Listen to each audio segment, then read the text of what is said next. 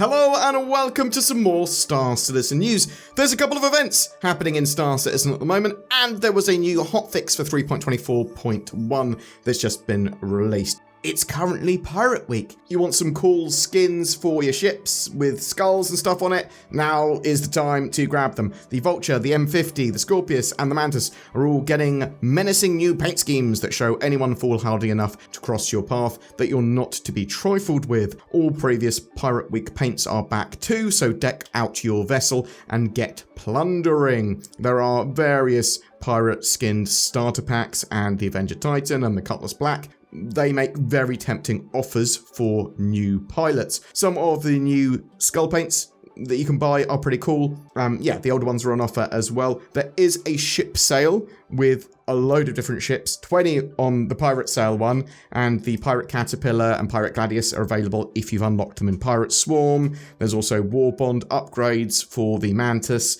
Mercury Star Runner, and the Scorpius. I'll sort of connect this here as well. There's a Blockade Runner sale as well for that dynamic event, which we'll come on to in a minute properly. But there's also basically a load more ships on sale there. And the Constellation Andromeda, for example, is available as a War Bond upgrade. When I talk about War Bond upgrades, you get a discount to upgrade them with real money. I should say new money, because you can't use store credit for War Bond upgrades. But those sales are split over effectively 2 pages. Load on the Pirate Week page, and then a load on the Blockade Runner page. You can get all of those ships in-game. I'm not sure if the pirate skins appear in loot boxes or anything like that. If you can get them in-game at the moment, I don't think you can. I would expect them to be available to purchase in-game at some point in the future. But there's more things to get involved with. Show us your plunder, the community contest. What good is robbing someone blind if there's no one to marvel at your glorious haul? We want you to show us your latest or greatest bounty of stolen cargo. Go big or get creative. And there's a few ships available for the top 3 places.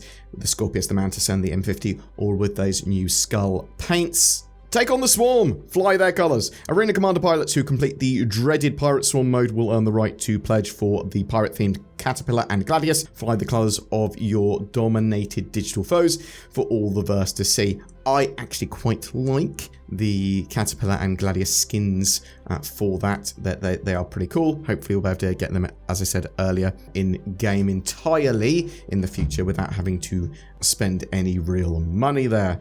X marks the spot. So this is a interesting new thing that CIG have done this time around. And it's a treasure hunt. Pirate legends run deep in the verse, and sometimes it can be hard telling the truth from the tales. But methinks we might be onto something here. Behold, a treasure map of yore. If any crew or bold privateer stands clever enough to decipher the clues and follow the path, a shiny challenge doubloon awaits. 4 cunning clues await you now, with more surfacing later this week. So basically, you work out what the clues mean, and then you type an answer into an answer box once you have deciphered all of the clues. The current clues are: start ye in the clouds, take a voyage, and seek out the biggest word on the pinkest bottle o' grog on the shelf. The 7 C's becoming the 4 C's. Search for scrawled whiting up high, but it ain't the captain's name, savvy? Fly ye ship to the Tempest on Hurston, grab yourself some grog and tally the rings on the wall. One pirate's trash is another pirate's treasure. Repel your way to a new spot and keep your eye out for the blinking letter. There are a couple of threads going over the answers for this, but it is worth kind of getting involved and doing this sort of stuff in game. There's more clues that will be coming later. So as far as I'm aware, it is pretty indecipherable yet until you have the rest of the clues, because they're saying, what is the answer to this question? There's something quite big you can get involved with as well, which is the Blockade Runner missions. For those firmly entrenched on the right side of the law, Blockade Runner gives ample opportunity to take down scores of loathsome freebooters who are marauding around Stanton, blocking low orbit stations and pilfering valuable cargo. Go ahead, do gooder, get out there and do good. So yes, the Blockade Runner missions. The CDF needs you. Ruthless criminal factions are raiding the low orbit stations across the system in Stanton, interrupting the supply chain and intercepting vast quantities of critical resources, Zeta Prolinade. It's a grim scene, but that's where you come in. The CDF, local militias, security forces and even rival outlaws are going to need to step up to break the enemy blockade,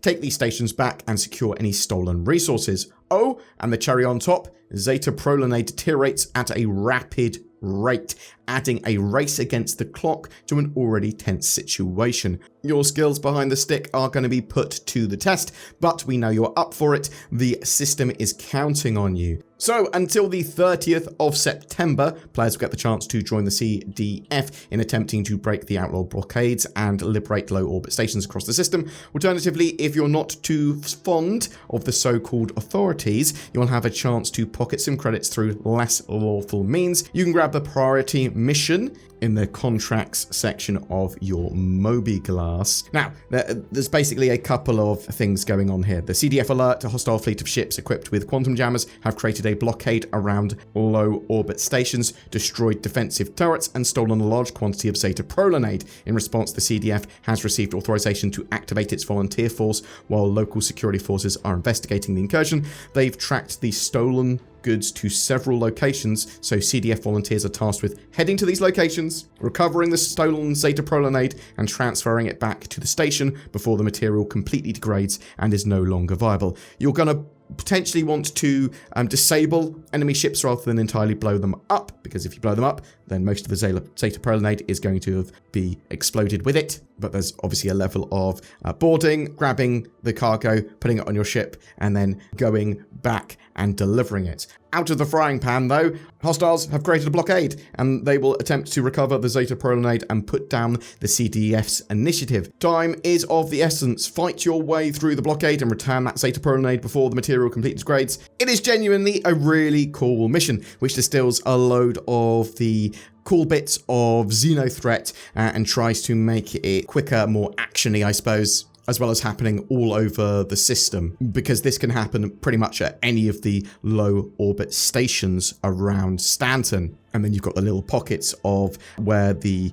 pirates have taken the Zeta Prolanade to that you sort of need to go and assault. I do want players to remember that there's going to be PvPers and player pirates around. They are trying to make a quick buck. This is by intention. It is legitimate gameplay. Just be aware. I, however, did not see a huge amount of people doing that PvP or pirating, but there could be whole orgs doing it in some servers. Anyway, play it, give feedback. It's actually pretty good fun. And to add to your ability to enjoy the patch, Star Citizen Alpha 3.24.1 has deployed a hotfix. This hotfix is seamless. It didn't even wipe refinery jobs or consumables or anything like that. It fixed a load of stuff. 32 SU crates were clipping through freight elevators. Party markers weren't visible to other party members. The Argo Atlas had a load of issues. The crosshair could get into a state where it wouldn't update its position. You could get restricted area warnings that you weren't supposed to. The tractor beam couldn't move vehicles up or down. It could only rotate them. It was sort of not impounding properly and could be used to sort of block hangar entrances and exits. The Freight Manager kiosk icon scale was incorrect. There were some crashes to desktop when using the Moby-Glass.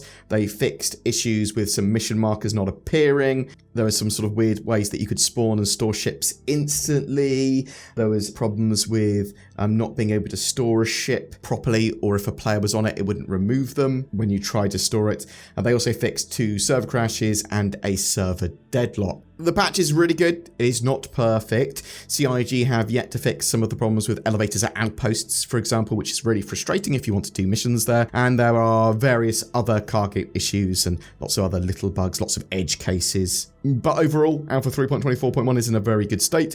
But yeah, some infuriating bugs still. Boom! That's it for your updates today. Get involved with Pirate Week and the Blockade Runner missions. I'm really interested to know what people's experience of Blockade Runner are. Typically, when they run a event like this, loads of stuff breaks, but it seems that it's pretty good. AI seem to be working pretty well as well. Everything, the patch is pretty good. I'm able to do those sort of sets of missions without problems. It seems to work well. It's pretty good fun. I want to know what other people's experiences are. Are you unable to leave your hangar? Are you having tons of crashes? Is it uncompletable Blockade Runner for you? Have you had tons of problems with pirates and PvPers? Is this the best event you've been part of, and is Star Citizen in the best possible state it's ever been in? Are you looking forward to more clues for that pirate treasure map? Whatever your thoughts or questions, chuck it in the comments below, and listen to this chat about getting NordVPN, because you should click on the links below to get NordVPN. Ooh. Check it out. Big discounts. Helps the channel as well. What's in the box? That is what Pandora asked. She was told not to open that box, but she did. The internet is like Pandora's box, full of the chaos of the world. And Pandora basically opened an email attachment asking to help a millionaire prince move money around. Bam! It was Medusa all along. You've turned to stone. Foolish! You should know your Greek mythology. What's not foolish is nordvpn.com/BoredGamer. NordVPN is potentially one of the greatest Greek mythological heroes. It helps protect you from the terrors of the internet, helping you be more secure and private, while also giving you great accessibility. You can use my links down below to get NordVPN cheap. September, we've got a giveaway. Every month we have a ship giveaway, and this month is no different. We're giving away 5 ships this month. Actually, that is a bit different. That's 4 more than normal. We're going to give each of them to a different winner. We've got a Nomad, an X1, a Sulen, a Mustang Alpha, and a 100i. They all come with access to the game and lifetime insurance. All you need to do to be in for a chance of winning any of those is comment on any of my videos made during the month on YouTube. I want to say a massive thank you to all our patrons and channel members. Your support allows us to make daily content. You are the best, and you should consider joining them by clicking the join button under my videos. It goes a long way in helping us, as does commenting, sharing videos, liking, all of that jazz. You do not have to chuck money at us, but if you want to, I'm not going to stop you. Thanks for watching, and have a great September.